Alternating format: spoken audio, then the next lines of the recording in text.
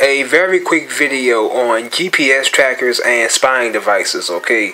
A lot of victims of organized harassment think that there are GPS trackers within our vehicle. But today I will go over the three types of GPS trackers and where they would likely be located. Now, when it comes to you being targeted on a very mass scale, many people call it gang stalking, many people call it organized harassment. But to me, I only refer to it as satellite terrorism. Now, when it comes to organized harassment, okay, there are no GPS trackers within your vehicle. This particular video will be on GPS trackers and nanotechnology, because a lot of targeted people think that there is nanotechnology in them. First of all, a nano implant would be no different than a RFID implant. A nano implant would be only a identifier. It would be no different than a barcode or a chip in your card. For example, you could clock in or out of work with a RFID implant. You may likely could go to Walmart and purchase items with a RFID implant. But a RFID implant would likely not have the same capabilities as a cell phone. A RFID implant is not a computer.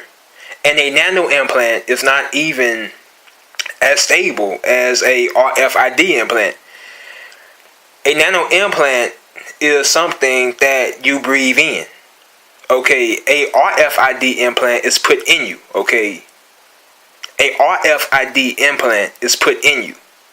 But when it comes to nanotechnology, everyone could have nanotechnology in them. When it comes to nanotechnology, RFID implants, look. A nano implant likely does not have a very effective processor. It likely does not even have a motherboard. It most likely does not even have RAM or memory, or sufficient RAM or memory. It more than likely does not even have a graphical user interface. I mean, when we think about a Xbox or a PS4 or a laptop, your cell phone, a tablet, all of these are what I would call computers. They have a graphical user interface. You can log on to your Xbox. You can log on to your PS4. You can log on to your laptop. I mean, whatever. Windows, Linux, it does not matter. When you want to open up YouTube, you have a logo or a tile for YouTube. When you want to open up Microsoft Word, you have a tile for Microsoft Word. For every program that you have a tile. Now, back in the day, people had to bring up programs using a command prompt. Everything had to be typed in over a command prompt. But a graphical user interface would give you easier accessibilities to your programs and your apps, okay? So a computer is likely to have a graphical user interface. It is likely going to have a processor. It is likely going to have a motherboard. And it is also likely going to have memory or RAM. A nano implant likely does not have any of those particular factions of technology. And when we talk about nanotechnology, a nano implant could end up in your food. It could end up in your water. It could end up, you could breathe it in. A nano implant could end up in your stomach. It could end up in your bloodstream. It could truly end up in your crap. Yeah, crap it out. Nasty, right? I'm a dirty boy.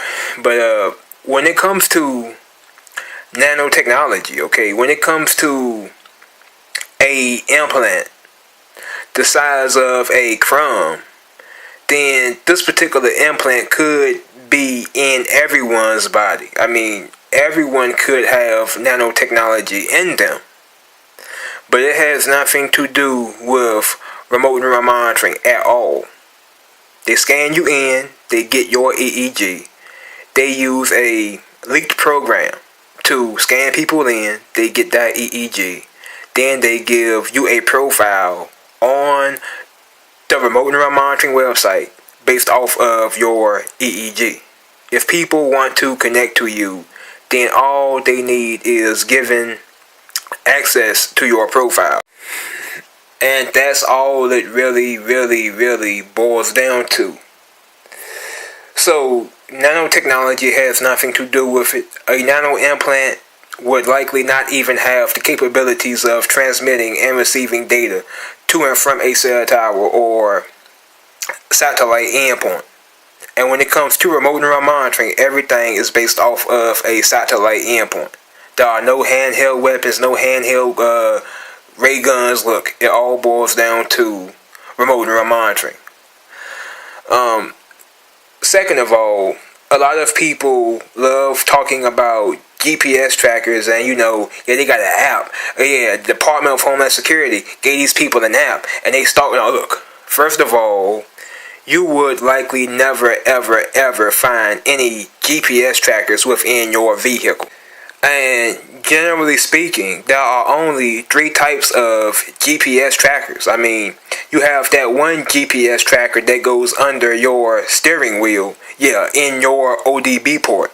If anyone put a GPS tracker, in your ODB port, then you would likely find it very quickly. And when it comes to hidden audio recorders and hidden cameras and this and that, look, if you found a hidden spy device in your vehicle or in your home, then you best believe that you would have real evidence. You would no longer be that crazy individual. But you never ever find any trackers, any hidden audio recorders. You would never ever find any spy devices in your vehicle or in your home ever, because they don't need a spy device, okay? That would give you proof or evidence that you are being stalked or whatever. So they do not need any trackers in your vehicle or in your home or whatever. Second of all, even if they did have a hidden video recorder in your home, it could be on your dresser, anywhere. It could be in your smoke detector. You would likely find it, okay? All GPS trackers will need a power source. I'm going to say it again. All GPS trackers will need a power source. So, if you have a GPS within or, under your vehicle, then a GPS tracker that would go under your vehicle would likely be connected to your vehicle through the use of a magnet.